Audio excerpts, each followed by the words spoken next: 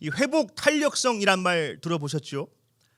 2011년 연세대학 김주환 교수가 이 회복 탄력성이란 책을 내 가지고 지금은 많은 사람들이 알고 사용하는 단어가 됐습니다. 회복 탄력성, 뭐 말 그대로 실패와 역경을 발판 삼아 딛고 일어서는 힘을 말합니다.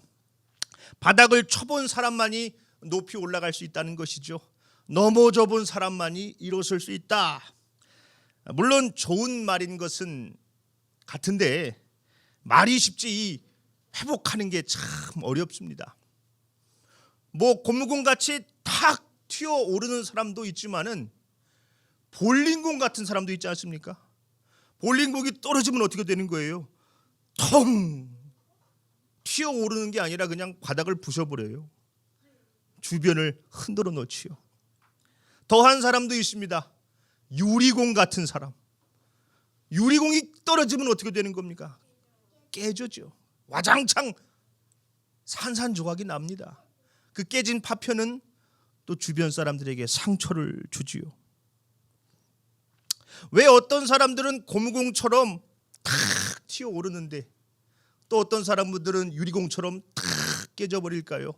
통계에 따르면은 이 고무공 같은 사람보다 유리공 같은 사람들이 2배 이상 더 많다고 그래요. 김주환 교수는 회복 탄력성의 개념을 설명을 하면서 이것이 어떻게 발견되었는가 이 실험을 하나 소개를 합니다. 1950년대에 정말 가난한 사람들이 힘든 사람들이 모여 살던 그 하와이 군도에 작은 섬이 하나 있었대요. 카우아이 섬. 인구가 3만 명밖에 안 됩니다. 연구자들은 이 섬에서 태어난 833명의 아이들을 이 10년간 추적하며 조사를 했어요. 그들이 조사했던 것은 대체 어떠한 요인이 한 인간을 사회적 부적응자로 만드는가였습니다. 참 잔인한 실험입니다. 여기서 에미 워너란 교수는 어린 시절 겪었던 어려움이 어떤 문제를 일으키는가에 대한 이 구체적 인과관계를 찾아내려고 매우 애를 썼어요. 예를 들어서 뭐 부모가 알코올 중독자면은 자녀도 알코올 중독에 걸릴 확률이 얼마나 되는가? 미혼모에게서 태어난 아이가 범죄자가 될 확률이 얼마나 더 높은가? 이혼 가정의 아이가 얼마나 공격성을 띠는가? 그런 거를 조사하는 거예요. 그래서 이 워너 교수는 833명의 아이들 중에서도 고위험군, 그러니까 어려운 아이들 중에서도 더 불우한 아이들을 201명을 추려냈어요. 그들을 조사하는 겁니다. 실제로 그 아이들은 다른 아이들보다 훨씬 더 문제들을 많이 일으켰습니다. 폭력, 절도, 정신질환.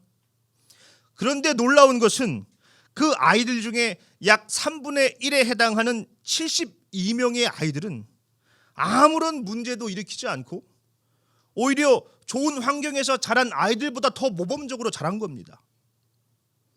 워너 교수는 이 아이들을 조사하다가 이들이 삶의 역경을 이겨낼 수 있는 어떤 힘이 있다는 것을 깨달았어요. 그게 바로 회복 탄력성이라는 것입니다. 워너 교수는 40년간 이 회복 탄력성을 연구하면서 이 발견한 핵심적인 요인이 있었어요. 그게 뭘까요? 인간관계였습니다.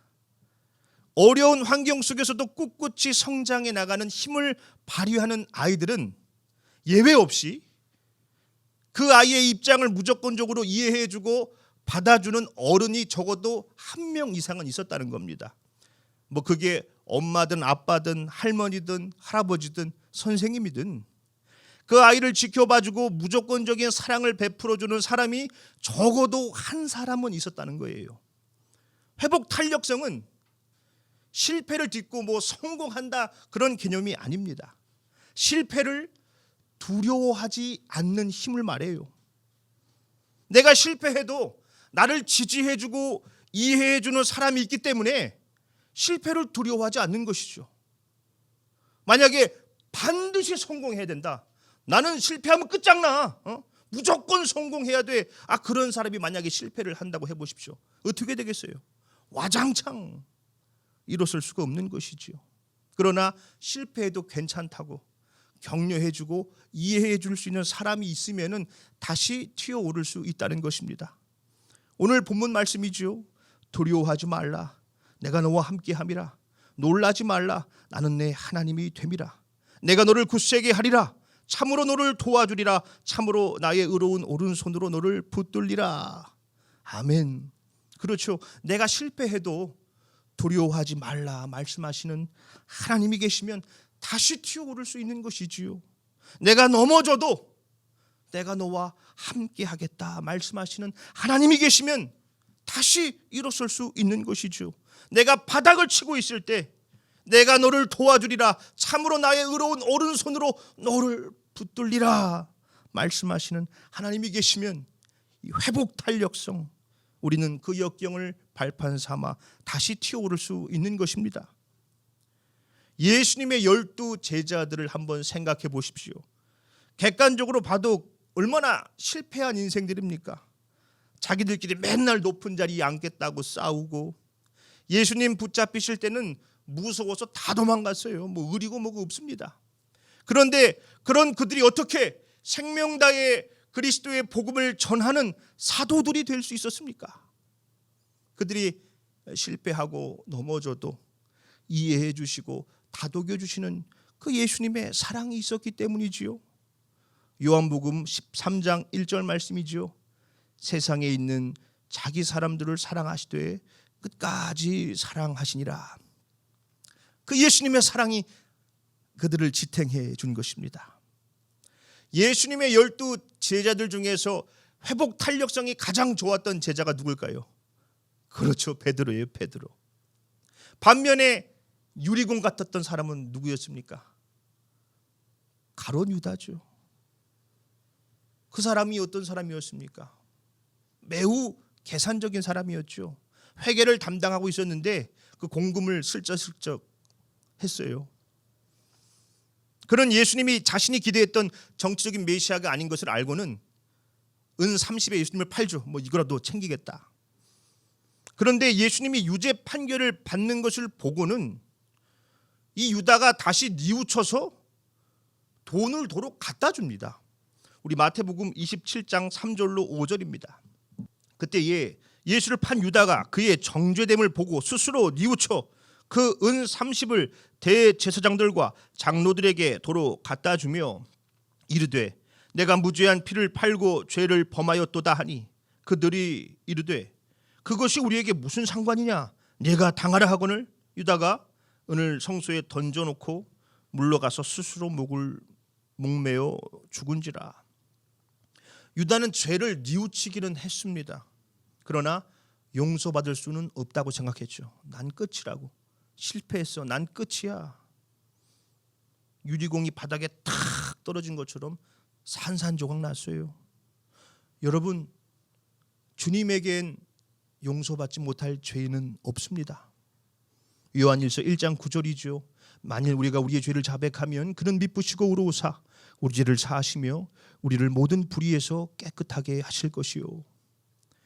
베드로는 자기가 실패하고 넘어진다고 해도 주님이 용서해 주시고 받아주실 것을 알고 있었어요. 우리 마태복음 18장 21절로 22절입니다. 그때 베드로가 나와 이르되 주여 형제가 내게 죄를 범하면 몇 번이나 용서하여 주리이까? 7번까지 하오리이까? 예수께서 이르시되 내게 이르노니 7번뿐 아니라 7번을 70번까지라도 할지니라. 베드로는 예수님에게 자기에게 잘못한 사람을 몇 번이나 용서해 줘야 됩니까? 물어요. 당시 이 율법 학자들의 전통에 의하면 가장 너그러운 대답이 3번입니다. 3번. 이 3번을 용서하면 이 사람은 우리 인성이처럼 인성이 정말 좋은 사람이에요. 너그러운 사람 중에 너그러운 사람. 그런데 베드로는 예수님에게 좀 칭찬을 받고 싶어가지고 그 최대치의 2배가 넘는 7번, 또 유대인들에게 치른 완전수니까 야 이거야말로 완전한 용서구나. 아 이렇게 7번 용서해 줘야 됩니까? 하면 예수님이 그래 야 우리는 그 정도는 해야지라고 대답하실 줄 알았는데 예수님은 7번뿐만 아니라 7번을 70번까지. 자 우리 김예주 학생 7번을 70번까지 하면 몇 번일까요? 7 곱하기 70은 몇 번일까요? 야, 우리 황성자 권사님께서는 금방을 하시다 보니까 벌써 다다닥 맞아요. 490번. 한 사람이 한 사람에게 490번을 잘못한다는 게 말이 됩니까? 말도 안 되는 소리죠. 그러니까 그것은 끝없이 용서하라는 것입니다. 끝없이 용서하라는 것은 다시 말해서 끝없이 사랑하라는 것이지요. 베드로는 예수님이 나를 그렇게 끝없이 용서하시고 사랑하시겠구나를 알았지요. 베드로가 어떤 사람이었어요? 예수님 십자가 지신다고 하니까 윽박지르면서 대들었어요. 함부로 칼 뽑고 막 휘두르고, 예수님 신분 받을 때는 예수님 보는 앞에서 예수님 모른다고 3번을 저주하면서 부인했던 사람입니다. 우리 마태복음 26장 74절로 75절. 그가 저주하며 맹세하여 이르되 나는 그 사람을 알지 못하노라 하니 곧 닭이 울더라. 이에 베드로가 예수의 말씀에 닭 울기 전에 네가 3번 나를 부인하리라 하심이 생각나서 밖에 나가서 심히 통곡하니라. 베드로가 통곡하면서 회개하는 거예요. 주님 용서해 주세요. 용서해 주세요. 베드로가 무슨 짓을 해도 돌이키기만 하면 품어주시는 예수님의 사랑이 이 바닥을 친 베드로를 더 높이 튀어오르게 한 것이지요. 우리가 어찌 넘어져도 다시 일어설 수 있습니까? 실패해도 좌절하지 않을 수 있습니까? 끝없이 용서하시고 끝없이 사랑해 주시는 주님의 사랑 때문이지요. 온 세상 날 버려도 주 예수 안 버려 끝까지 날 돌아보시니 언제나 내 편이 되시는 주님이 계시기 때문입니다. 그래서 시편 기자는 이렇게 고백합니다. 시편 118편 6절이죠. 여호와는 내 편이시라. 내가 두려워하지 아니하리니 사람이 내게 어찌할까. 그 주님이 계시기 때문에 우리는 실패를 두려워하지 않을 수 있습니다. 고난과 역경을 발판 삼아 더 높이 튀어오를 수 있습니다. 예수 그리스도의 사랑이 우리를 다시 일으켜 세워주십니다.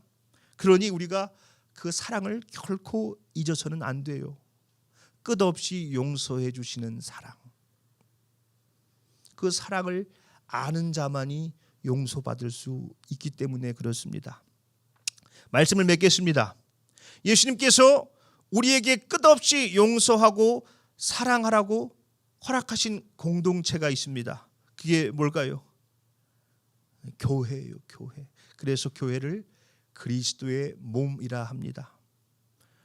교회는 서로의 기댈 언덕이 되어야 합니다. 서로를 사랑으로 용납하고 세워주는 곳이지요. 우리는 다 실패할 수 있습니다. 예기치 않은 고난 앞에서 실수도 하고 상처도 받고 넘어질 수도 있지요. 그러나 우리에게 끝없이 용서해 주시는 예수님의 사랑과 그리스도의 몸된 교회가 있으면 우리는 다시 일어설 수 있습니다. 이 역경을 딛고 더 높이 튀어오를 수가 있지요. 그리스도의 몸된 교회가 있으면 실패를 두려워하지 않을 수 있습니다. 그리스도의 몸된 교회는 넘어진 우리를 다시 일으켜 세워줍니다.